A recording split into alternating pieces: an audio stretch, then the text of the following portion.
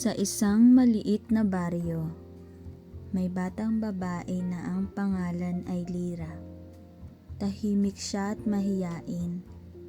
Madalas niyang isipin na wala siyang espesyal na talento.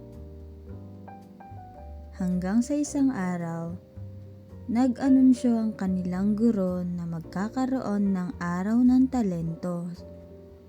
Lahat ng bata ay magpapakita ng kanilang kakayahan, may kakanta, sasayaw at magpipinta.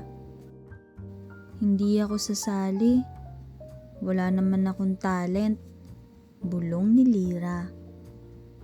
Ngunit napansin ng kanyang lola na malungkot siya. Apo, ano ang hilig mong gawin kapag ikaw ay masaya? Mahilig po akong magtanim at mag-alaga ng mga halaman.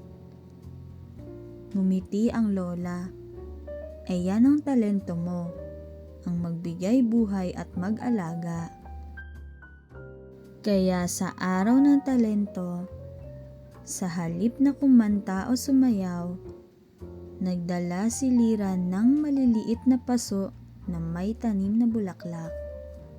Ipinaliwanag niya kung paano ito alagaan at bakit mahalaga ang mga halaman sa kalikasan. Noong una, tahimik ang lahat. Pero maya-maya, pumalakpak ang kanyang mga kaklase. Humanga sila sa kanyang kaalaman at sa ganda ng mga bulaklak. Doon napagtanto ni Lyra na hindi kailangang maging maingay o sikat para magningning. Tulad ng isang munting bituin, sapat nang maging totoo sa sarili at gamitin ang regalong meron ka. Pag-uwi niya, mas maliwanag ang kanyang mga ngiti kaysa sa dati. Aral ng kwento. Lahat tayo ay may natatanging talento. Huwag maliitin ang sarili.